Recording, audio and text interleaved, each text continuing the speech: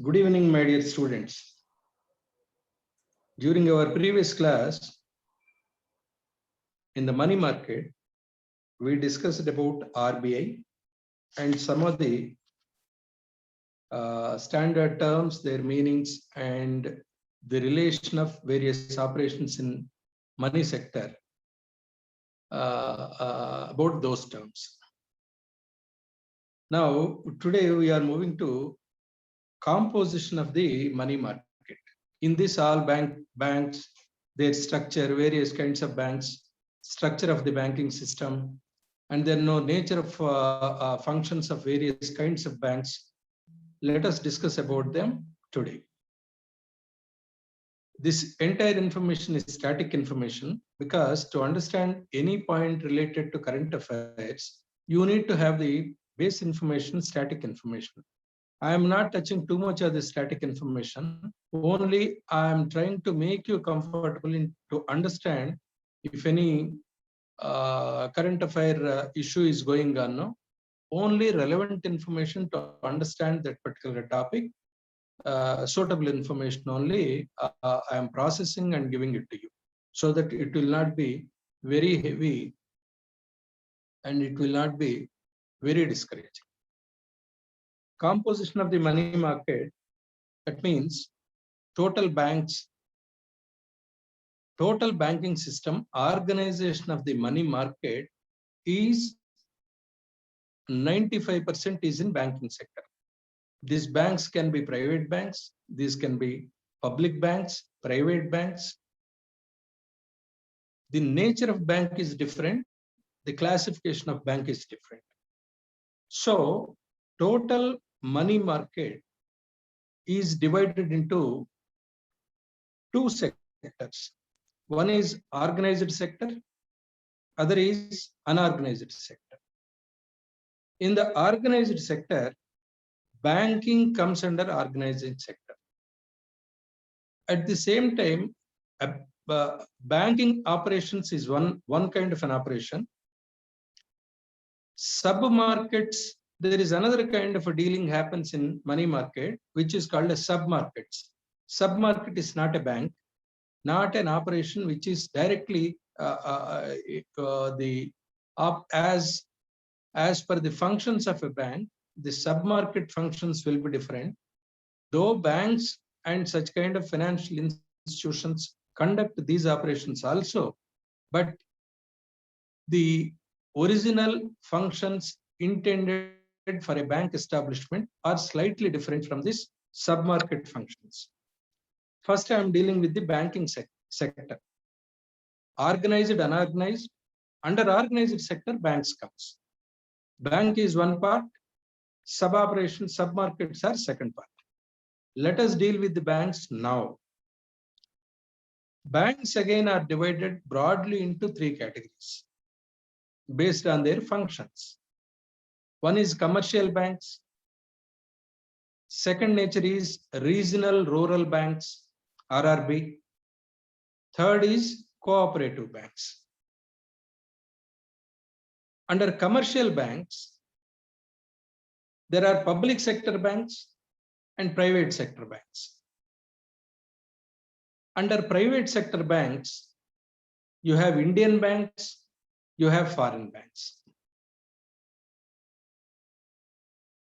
Organized sector, under banking, under commercial banks, I am talking about public sector banks now. Public sector banks can be broadly categorized into two groups. Though all are public sector banks, they can be categorized for convenience sake into two groups. One is State Bank of India and its associated banks. Second is other nationalized banks, other commercial banks come as a second part. So here, State Bank of India, let us go. So first of all, I have to tell you what is a commercial bank. A commercial bank will accept deposits, will also give out loans, but these commercial banks operates on one principle, that is profit motive. All commercial banks operate on one principle. They have profit motive. That's why they are commercial banks. Under Commercial Banks Act 1945, these banks are established. They run with a profit motive. Under commercial banks, I told you, public sector banks and private sector banks. Public sector bank, what is a public sector bank? Public sector bank means more than 51% of the shares or more than 51% of the bank is owned by government. That is public sector. Public means government. Majority shares, that means no controlling shares, is with the government. 51% and above. Private sector banks, originally all banks were private sector banks. They were not public sector. Under nationalization, all private sector banks were taken over by the government and they were converted into public sector banks. In that, we will have to speak about the State Bank of India, which is the first public sector bank. First public sector bank was State Bank of India. State Bank of India, originally it was an imperial bank established in 1921. Imperial Bank has got 3 branches. One in Bank of Bengal, another bank branch was established in Bombay. The third branch was established in Madras. But in 1921, all 3 branches were merged to Imperial Bank, and in 59, government has taken over SBI. First nationalization, partial nationalization happened in respect of SBI. That means Imperial Bank was converted into State Bank of India when Imperial Bank was taken over by Government of India. That is in 59. Then 8 princely banks were merged with SBI. State Bank associates were there. They were at various places like State Bank of Travancore, State Bank of Bikaner, State Bank of Patiala, State Bank of Saurashtra, Indore, Mysore. These are all various associates of various princely branches were there, but all princely branches of SBI got merged into SBI. Then with 8 such mergers, a strong SBI has emerged. This all happened in 1959. Then, prior to that, there were small mergers like State Bank of Bikaner and State Bank of Jaipur. They joined together. Single bank was called State Bank of Bikaner and Jaipur. Likewise, State Bank of Saurashtra and State Bank of Indore, they joined together to be called State Bank of Saurashtra and Indore. But ultimately, all these princely branches, 8 branches, got merged with SBI. SBI emerged as a very strong bank in 1950, in 60. In 1969, nationalization of banks was taken up by Government of India for the first time. There were 3 mergers. The first merger was 1969. 14 commercial banks were nationalized by Government of India. The names are not important, but 14 commercial banks were nationalized for the first time by Government of India in 1969. What was the criteria adopted for nationalization then? The minimum cash deposit, minimum deposits in any bank should be 50 crores and above. That is the criteria taken for first nationalization of the banks. Again in 1980, 6 branches, 6 banks, private banks, they were again nationalized by Government of India. In 1980, that is the second nationalization. Then first 14, second 6. By 1980, 20 branches were nationalized by government. 20 banks were nationalized by Government of India. For second nationalization, a cash reserve of 200 crores was taken as a criteria. Initially, for first 14 banks, 50 crores was taken. For subsequent merger, subsequent nationalization, a deposit of 200 crores and above is taken as a criteria.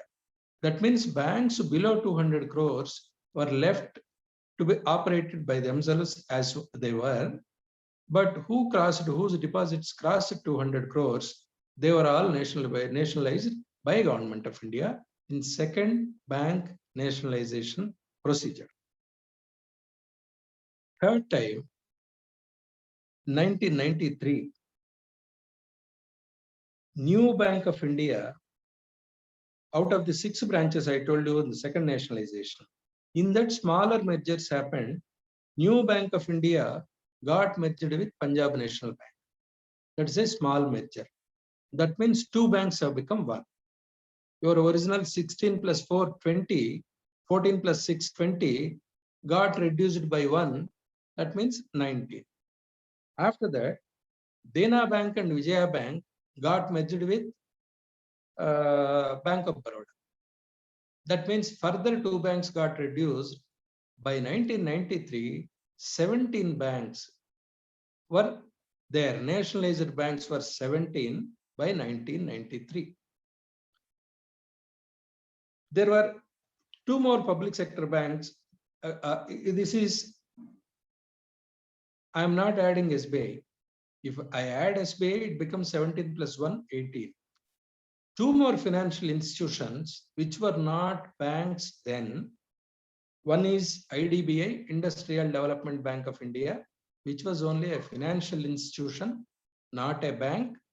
Subsequently, that institution also was nationalized 100%. By that time, RBI was having 100% shares of IDBI, but when government wants to decide it, convert into a bank and wants to nationalize it, entire shareholding was taken over by Government of India from RBI.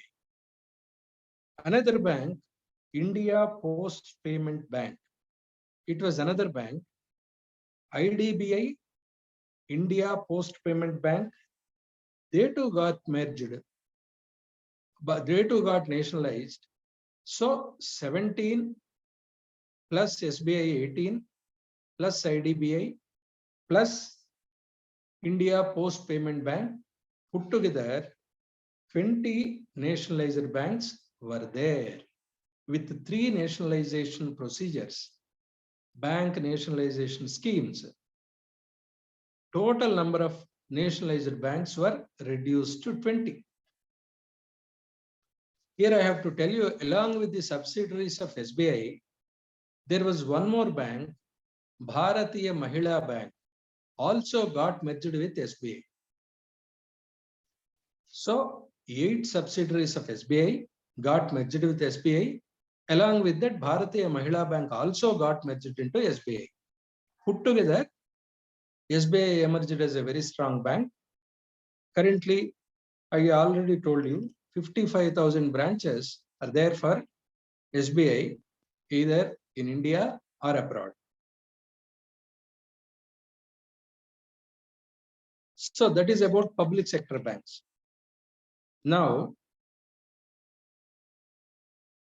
that is about public sector banks. I'm talking about private sector banks.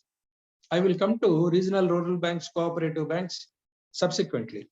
Currently, I am only dealing with the commercial banks. Under commercial bank, public sector banks, I delivered. Under public sector bank, again, no commercial banks, I have delivered. Under private sector banks, there are Indian private sector banks, foreign banks in private sector. Private sector means government has no stake in these banks. Public sector banks, 51% and above share is there for the government. Whereas private sector bank are wholly owned by private people. It can be individuals, it can be companies, but government has no share in private sector bank. These private sector banks are again of two types. There are old banks, new banks. Old bank means banks established before 1990 are called old banks. Banks established after 1990 are new banks. Under new banks, that means banks established of private banks established after 1990, there are again two kinds of operations. There are small banks, there are payment banks. Small banks, payment banks, two kinds of banks are there in the private sector banks, that too established after 1990. By name itself, you can find out these will not operate 100% as a bank. That's why under RBI categorization, these small banks and payment banks are categorized under differential banks. Differential banks. They are different from regular banks. That is why they are treated as differential banks.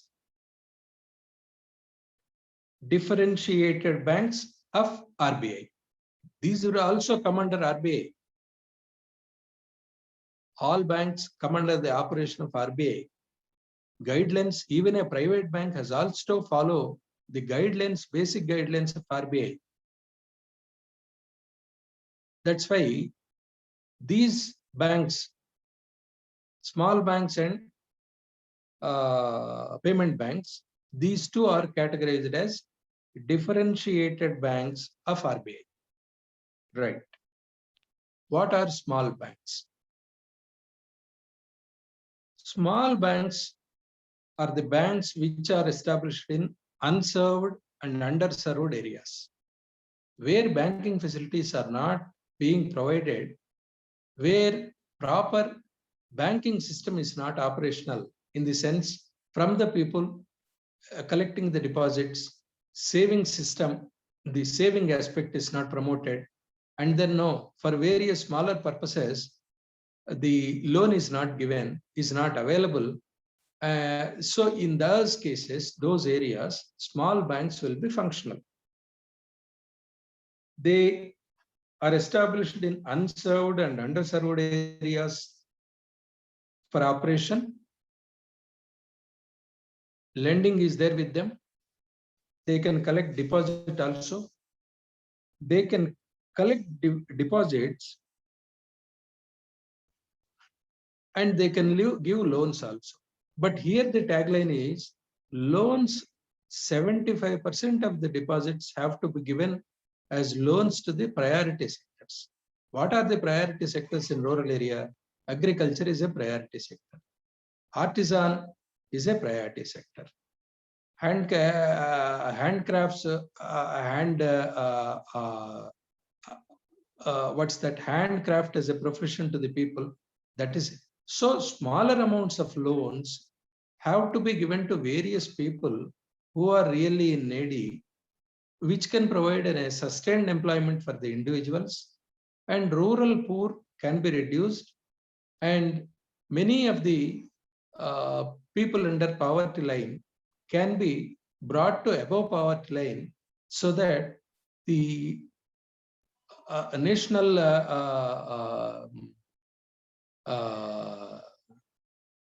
average national income can be raised to a sufficient level. That means somebody has to give a sustained help in the money, in the form of money in the form of a loan. Only bank can give. Otherwise, what happens? Their money they can get. Money lenders are there.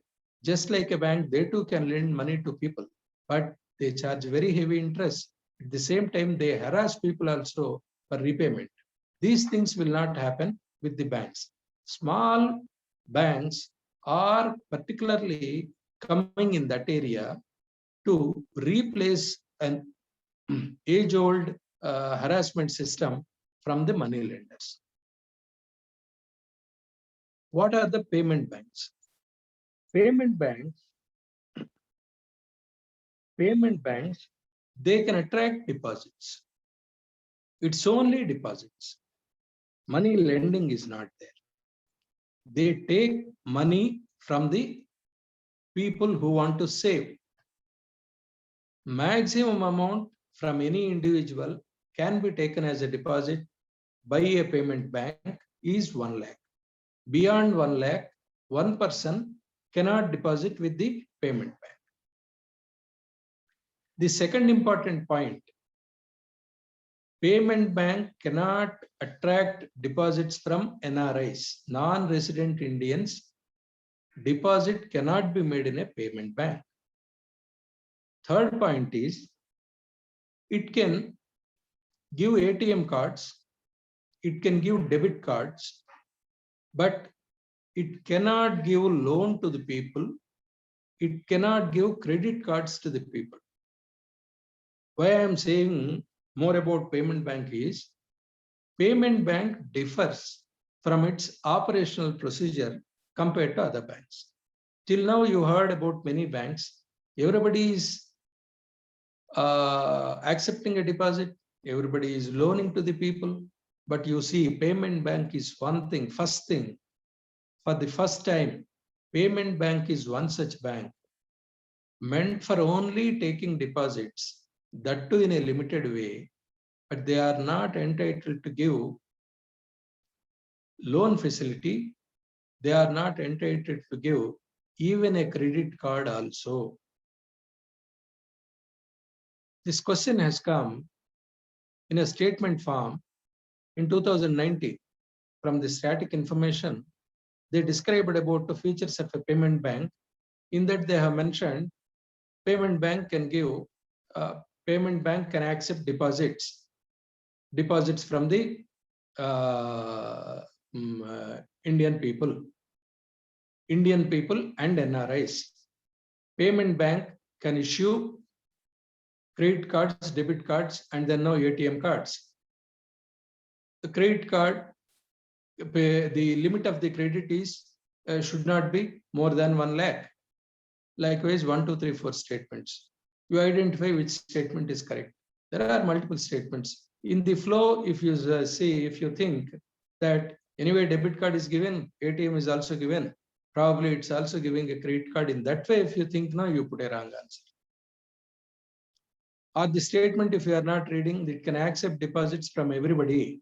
Wrong. Only from Indian citizens, not NRIs. So criticality lies there. Right. I talked about small banks and payment banks. Now there are local area banks. This local area bank is very much limited to a particular village. And the backward area, underdeveloped area of the districts can be selected for establishment of a local area bank. Here, local area, smaller credit facility can be given by the local area bank. But here, this will not come under the Banking Regulation Act. Local area bank is established under, is registered under Companies Act. You see, smaller thing. Local area bank. Once you hear about a local area bank, now you feel it's also a bank. No, it may be a bank. It may be doing banking operations, but it has to be registered under Companies Act. It's not a cooperative society also. It's a Companies Act. Here, the restriction is minimum capital to establish a local area bank should be not less than 5 crores. Out of that, promoter can bear 2 crores. Remaining remaining amount, you can know main promoter has to put 2 crores. Remaining can be collected as shares from the other promoters or public also you can collect. But the minimum amount, minimum deposit should be 5 crores. It acts and it comes under RBI Act, it comes under RRB Act, it comes under Banking Regulatory Act also. Local area bank. That means no, it is open for all banking operations. Then private sector banks, I told you, these are the private sector banks. Then foreign Indian private sector banks, I discussed. Now I am going to the private sector banks, foreign private sector banks. In 1991, economic regulations reforms were taken up. That means they have allowed even foreign people also come and invest in India in banking sector. There, Citibank, Barclay Bank, Standard Chartered Bank, likewise all foreign banks have come into India and they started their branches. They are also operating just like any other Indian commercial banks. Likewise, India was also opened up to other country. Indian banks can also go abroad and they can open banks like foreign banks have come to India, started their branches here. Indian banks can also go to foreign countries and open our branches there. I told you the organization, I told you. Then I'm going to the classification of banks. Classification, there are scheduled banks, non-scheduled banks, regional rural banks, and then cooperative banks. What is a scheduled bank? Commercial bank. That means a scheduled bank can be commercial bank. Commercial bank will be operating with a profit motive. A private bank can also be a scheduled bank. Whatever bank that is registered under Schedule 2 of RBI Act 1934 are called scheduled banks. Whose names are not included in Schedule 2 of RBI Act, they are non-scheduled banks. Scheduled bank, the characteristics of scheduled banks, their paid up capital should not be not less than 5 lakhs. Shareholding, original paid up capital should not be less than 5 lakhs. That is one criteria. And bank activity should not be contrary to the interest of the depositors, customers. So means it is simple. Why a customer deposits money in the bank? He gets some interest in that. He feels the money is a deposit is secure. He can draw his money instead of keeping in his home. If he keeps in the bank now, he can draw it anytime. And whatever bank is gaining as a profit, a small part of the profit will be given to the customers also in the form of small interest on the various deposits, either current savings or savings deposit, current account. Current account does not attract any interest from the bank. But if you are putting in a savings account once in 3 months, once in a quarter, or once in a 6 months, they calculate some notional interest on the balance, and then they add that interest also to your account. So here, contrary to the interest of the depositor means they cannot take your money and then no, they cannot do as per their interest, as per their request. They cannot personally use the money. They cannot give it to anybody, whoever wants it. Or they cannot buy lands and then no, they cannot amass assets with the money collected from the customers. So that is the interest. So bank should have 5 lakh minimum paid up capital. And then the activity of the bank should be in the broader interest of the customers. Okay. In that case, what happens? Scheduled banks can draw they are eligible to obtain loan from RBI. Money can be drawn from RBI, and then now banking operations, when money is in shortage, they can draw from RBI and then now utilize for banking operations. This facility is not there for non-scheduled banks because they don't come under Schedule 2 of Reserve Bank of India Act. Non-scheduled banks, I told you, they are not in second schedule, and non-scheduled banks need not deposit part of their money with the RBI. I told you every bank has to deposit some money, which is called a CRR, cash reserve, credit reserve ratio, cash reserve ratio. This one, certain amount, 5% or 10% of your total reserves have to be deposited with the RBI. That's now every bank, and that percentage differs from bank to bank. Here, all scheduled banks have to follow the principle of CRR.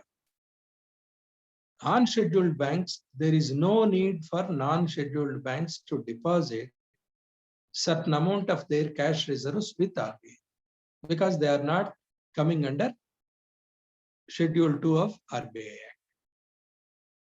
When they are not depositing, again, no, the other feature also you can easily understand, they are not entitled to withdraw or take loan from RBI like scheduled banks.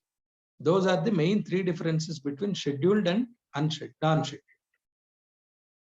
Then what are the regional rural banks? 1975, Regional Rural Bank Act has come into effect. 6 states have got regional rural banks. Sikkim and Goa, regional rural banks are not operational. Here, regional rural bank is basically established to increase inflow of rural credit for agricultural related activities or artisans, craftsmen, landless labor. For such kind of a people, these regional rural banks will offer loan to them at a concessional rate, for which regional rural banks' main principle is to help the rural sector. They have to be established in the rural areas, and then no help has to go to the priority sectors. Rural works, rural arts, rural operations, credit flow has to happen. When these rural regional banks, they do not have a profit motto. It is no profit, no loss basis, they will operate. In 1997, they were only giving it to, till 1997, they were only giving it to the, they were distributing loan only to the farmer community, artisan community, rural people, but no private kind of loans were encouraged. That means no consumer goods loans, all those loans were not encouraged. But after 1997, government as RBI has permitted regional rural banks also to act as similar to any commercial bank. There is a committee called Khelkar Committee.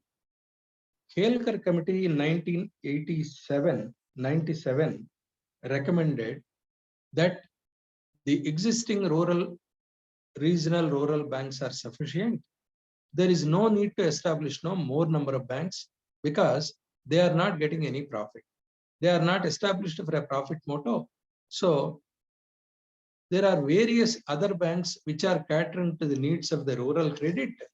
RRBs need not be extended further. That was a decision taken. Then the third kind of banks were cooperative banks. Cooperative banks were established as per state law.